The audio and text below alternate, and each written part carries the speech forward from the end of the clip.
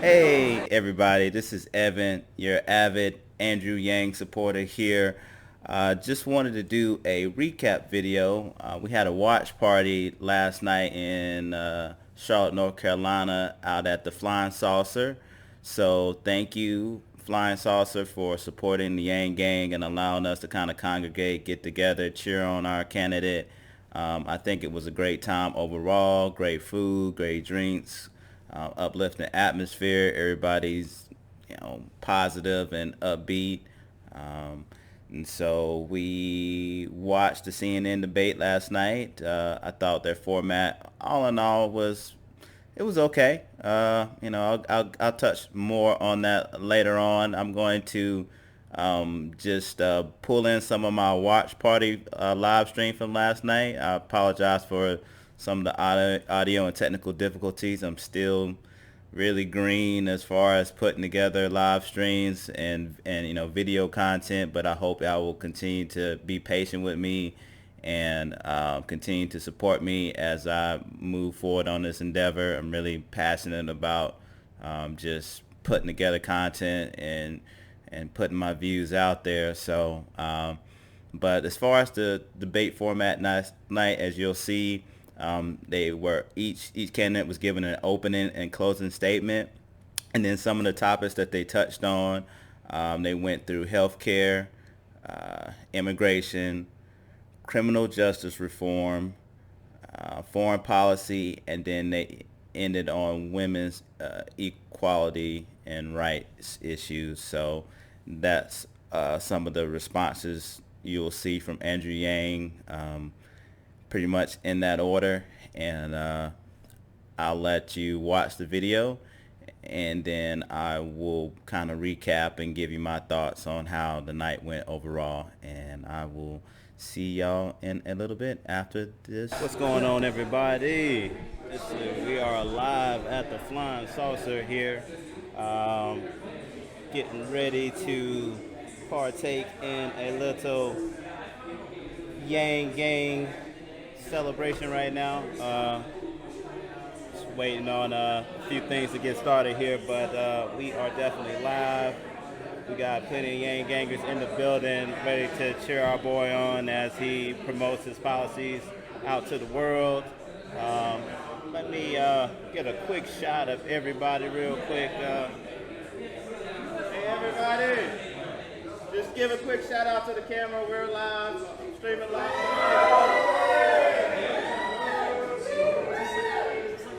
From New York, businessman Andrew Yang.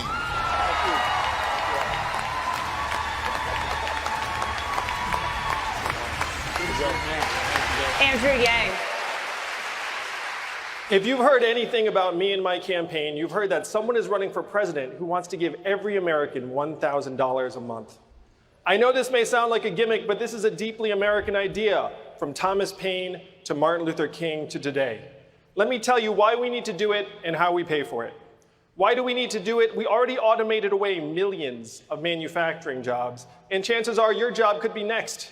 If you don't believe me, just ask an auto worker here in Detroit. How do we pay for it? Raise your hand in the crowd if you've seen stores closing where you live. It is not just you. Amazon is closing 30% of America's stores and malls and paying zero in taxes while doing it.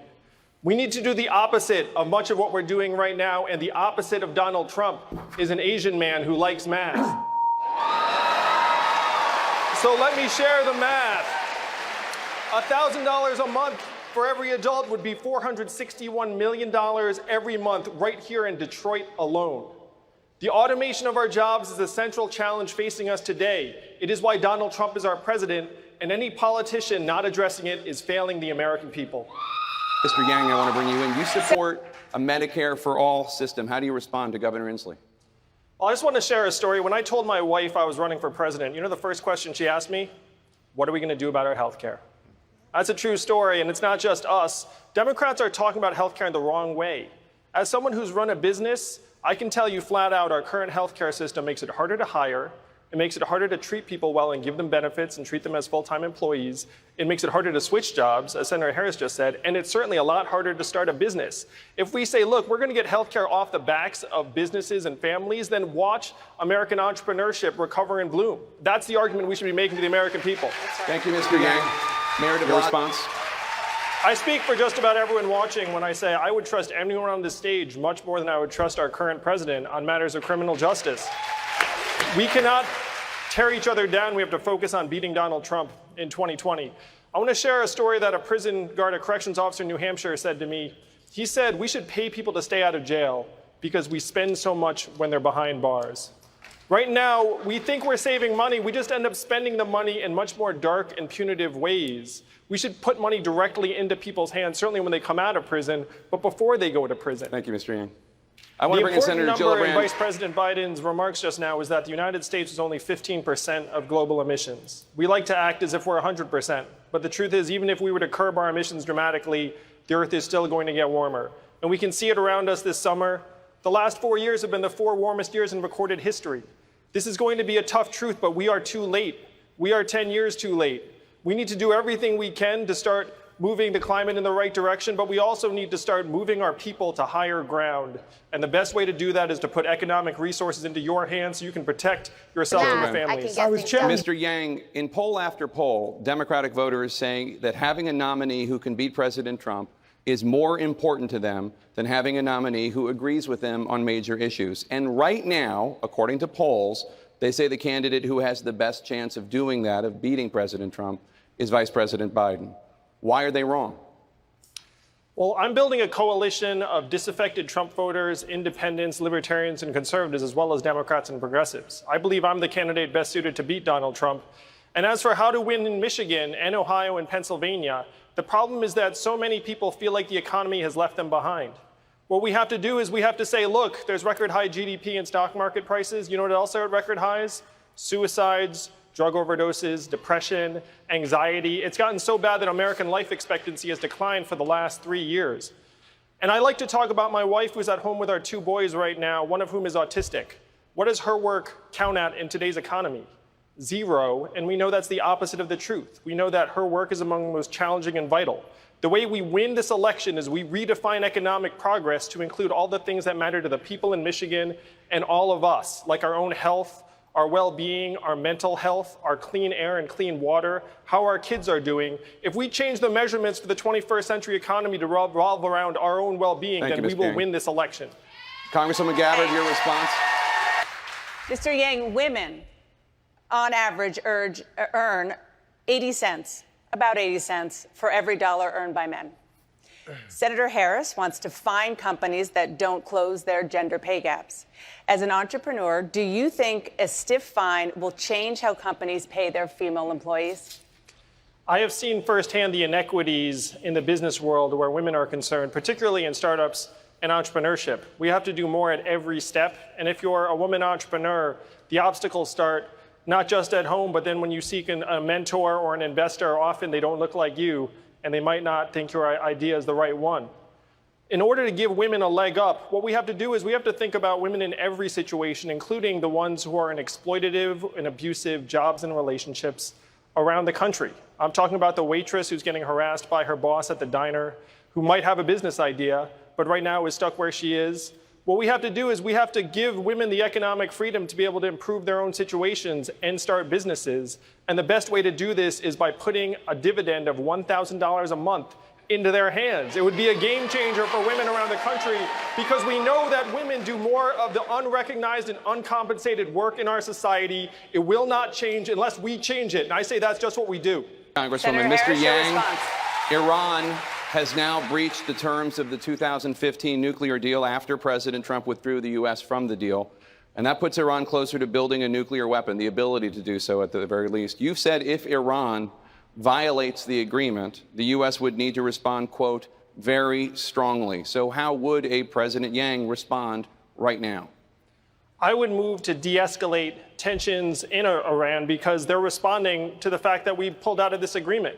And it wasn't just us and Iran. There were many other world powers that were part of that multilateral agreement. We'd have to try and re-enter that agreement, renegotiate the timelines because the timelines now don't make as much sense.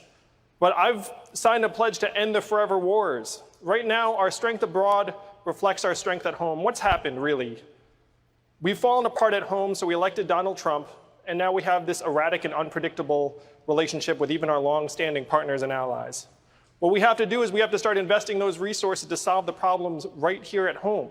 We've spent trillions of dollars and lost thousands of American lives in conflicts that had unclear benefits. We've been in a constant state of war for 18 years. This is not what the American people want.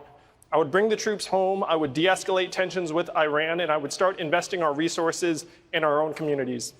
Governor Inslee, your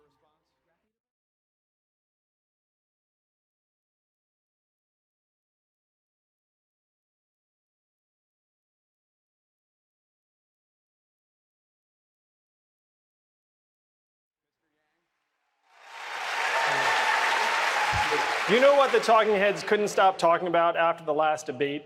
It's not the fact that I'm somehow number 4 on this stage in national polling. It was the fact that I wasn't wearing a tie. Instead of talking about automation and our future, including the fact that we automated away 4 million manufacturing jobs, hundreds of thousands right here in Michigan, we're up here with makeup on our faces and our rehearsed attack lines, playing roles in this reality TV show. It's one reason why we elected a reality TV star as our president. We need to be laser focused on solving the real challenges of today, like the fact that the most common jobs in America may not exist in a decade, or that most Americans cannot pay their bills. My flagship proposal, the Freedom Dividend, would put $1,000 a month into the hands of every American adult, be a game changer for millions of American families. If you care more about your family and your kids than my neckwear, enter your zip code at yang2020.com and see what $1,000 a month would mean to your community. I have done the math. It's not left. It's not right. It's forward. And that is how we're going to beat Donald Trump in 2020. Hey, what's up, everybody? This is Evan again, your avid Andrew Yang supporter here, back. I hope you enjoyed the clips from last night.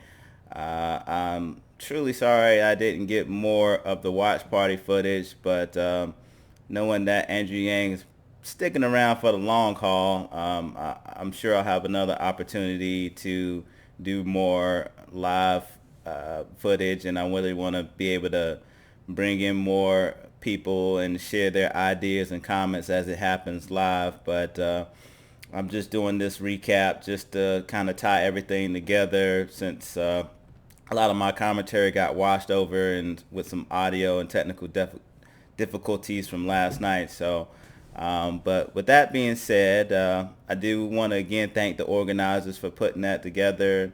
I know there was watch parties all over the country, and as well as online chat rooms and different things to, bring all the Yang gang together so we could cheer and support. And I love it. I love being on the ground, grassroots, just connecting with people. I think that's what democracy is all about, and giving an entrepreneur, outsider a chance. I mean, we gave Donald Trump a chance in 2016, and we saw how that turned out. But we can give an actual entrepreneur a real chance in 2020. So overall, I thought the CNN debate was fine. I mean, definitely a step up from MSNBC, which I thought was a train wreck with the hand raising questions and just weird cutoffs, and Yang, I think he got like less, just right, almost 3 minutes, a little less than that in that first debate, and in this debate he doubled that, like 7, almost close to 8 minutes this time. Still the least amount of talking time for candidates, but I mean you gotta factor a couple things into this equation. I mean, it's not like he doesn't want to talk. I mean, they don't ask him many questions to begin with, and then when he gets questions, he answers them fairly succinct and to the point. He's not they tried to goad him into a few little sparring matches last night when they set up that little split screen. They were like, okay, the versus match like in every fighting game, they set up a little split screen and they'd be like round one, they try to get you all hyped up for a fight, and then he's just like, nah, I'm not about that life. I'm just going to state the problem, share my story, and here's the solution, and that's it. And they're like, oh, I know the people back there in the camera and editing room. It's like, come on, Yang, we set you up for a battle and you let us down. You're just hurting our ratings right now. But that's what he said about his closing, this being a reality show and makeup and rehearsed talking, attack lines and stuff. That's kind of what the debate process has come to, and that's why it's turned, politics in general has turned a lot of Americans off. And when we can't afford to be sleep at the wheel when we got, Cheeto in chief up here just acting a hot mess. I mean, we need somebody we can truly rally around, and it's just not enough to get Trump out of office. It's a matter of, replacing him with someone that has true ideas and solutions that we can rally behind and get behind. So, but yeah, I thought the debate performance last night went really well. He shared his personal stories, about he's the son of an immigrant, and his experiences with in Silicon Valley and dealing with automation, which is definitely a bigger issue. As far from a job standpoint, as far as I know our current administration likes to blame the situation on immigrants stealing everybody's jobs when it's really robots stealing everybody's jobs. And heck, last time I went to a Taco Bell, I saw a kiosk and thought, wow, that just put a cashier out of a job right there. Or anytime you go to Walmart and see the self-checkouts, which has been a thing for a good while now. Amazon is just growing gangbusters. They ain't slowing down, but go to any American mall now, especially the local city malls and stuff. If they even exist, they're ghost towns most of the time, unless, maybe Christmas or if there's a really great special. But beyond that, they're essentially ghost towns, and shuttered buildings and nothing going on there. And, those used to be, economic meccas and really driving home local economy. So, I mean, he's just pointing out the things that real America understands, but a lot of politicians are not even, it's not even on the forefront of their minds. I mean, as far as, the format and everything from CNN, they pretty much just did the same thing 2 nights in a row. They stuck their front runners out there. In the previous night it was Elizabeth Warren and Bernie Sanders, and then last night it was Joe Biden and Kamala Harris, and then they just said, hey, moderates and everybody else, let's go attack these people, because these are the people that we really want to see up there, but we want to see if they can take incoming fire and how they handle it, and just stir up the pot for some ratings. And I think Warren and Sanders did a good job of really swatting back all those attacks, and they really looked strong, from the second debate. Whereas I thought Harris and Biden, they took a brow-beating, especially, Biden was just catching it from everywhere, but Cory Booker seems to have his number.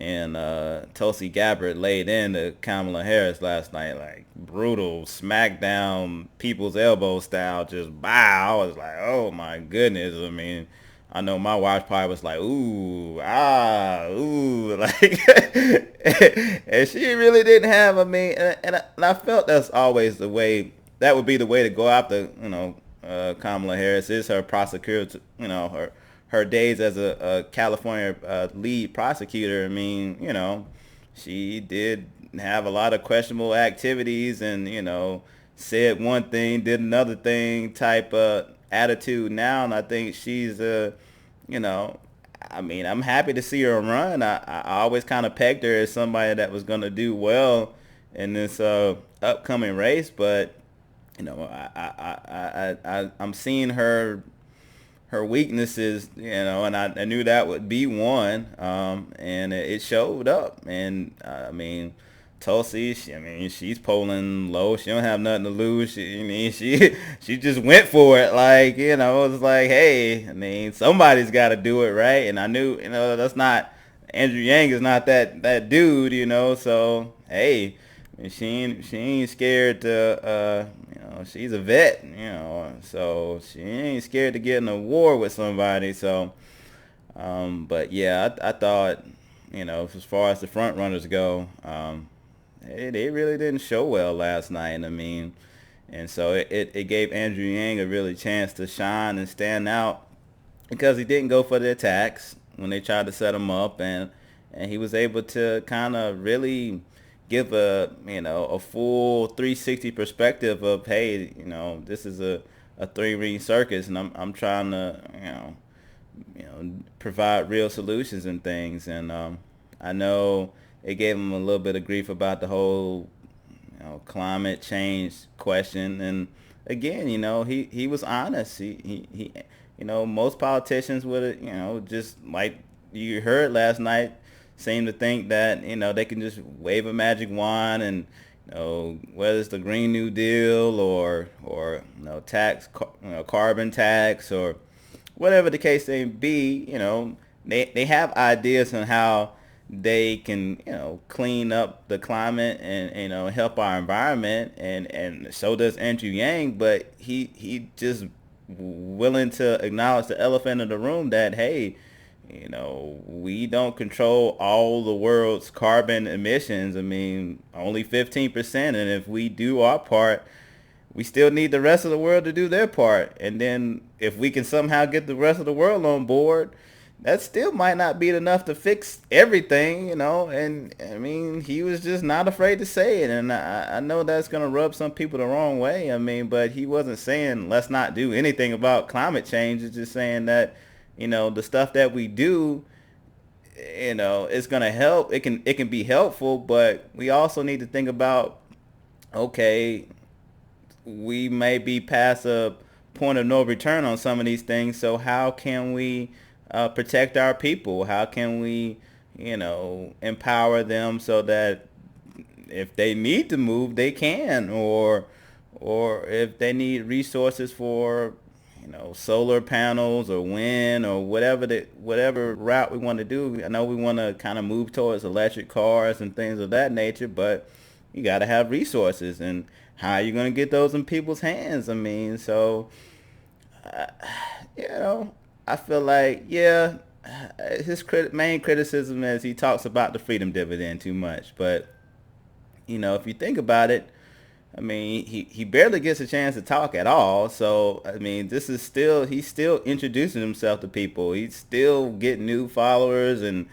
people asking questions about him every day. Every time I, you know, mention his name, who is this? What is he about? So, I mean, yeah, I know people that follow politics and stuff are already tired about hearing him or feel like he's a one-trick pony because he kind of likes to tie this into a lot of things, but it is kind of the central thing. I mean, nobody is going to be sitting here worried about climate change if you can't pay your next bill, or, you know, you wonder about, you know, what you're going to do to eat or get around because your car's broke. I mean, you know, you got to start with the core of everything, which is our survivability, our need to just, you know, make a you know, honest living and you know, and function on a day-to-day basis. So if you can't do that, I mean, you can talk about this policy and immigration and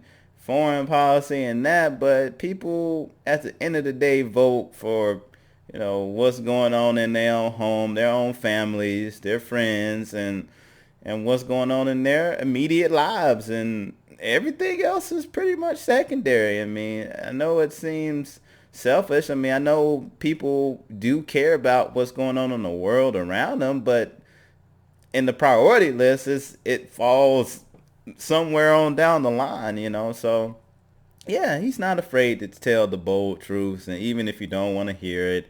And I know, like I said, he's clearly not more than just the freedom dividend. I mean, if you just go to his website, like so many other candidates plugged last night, he has over like 100 policies on just about every topic you can cover in the political spectrum. So, I mean, if he had more time to, articulate these points, and it wasn't just a soundbite festival, which is what these debates are, then yeah, or they set up these little contrived battles, Biden and Kamala, and where all the other politicians want to just use that time to keep speaking and go back and forth, and they end up with 15, 18, 19 minutes of talking time.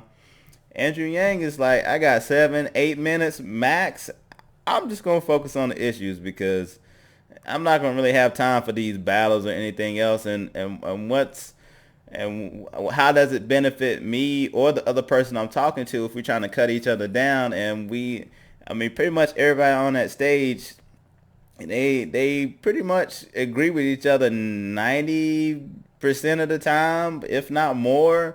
But, they just have to find that 5 to 10% difference to try to stand out and, be seen so that they can siphon votes from that person or this campaign. And it's just a whole mess. But at the end of the day, I think Andrew Yang is definitely here to stay. The whole thing about the DNC and the polls and everything was a bit discouraging. I mean, it could be, a combination of rookie mistake and his campaign not understanding the rules, and a combination of DNC not really making the rules very clear because, they have been known to do some shady stuff. And when it comes to, they already have their certain candidates in mind, and then anybody that kind of an outsider or threat to the establishment, they're like, ooh, let's make them jump a few extra hoops so that,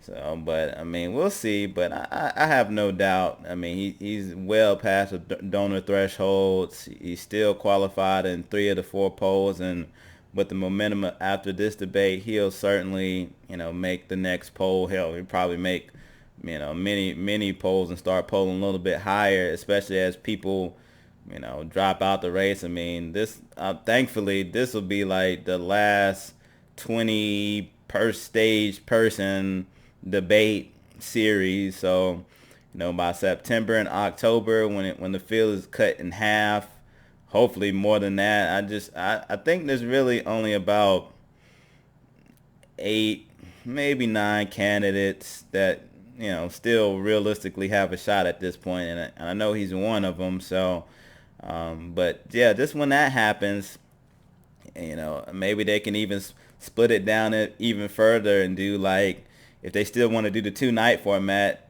that'd be a great time to have 4 candidates one night and 4 candidates the other night or something like that, and we can really go have some truly substance quality policy related discussions without all the drama and the quick sound bites and all that stuff. So but anyway, that concludes my thoughts and recap. If you enjoyed this video, please like, subscribe, share, and I will catch y'all next time. Thank you for watching. Take care. Peace.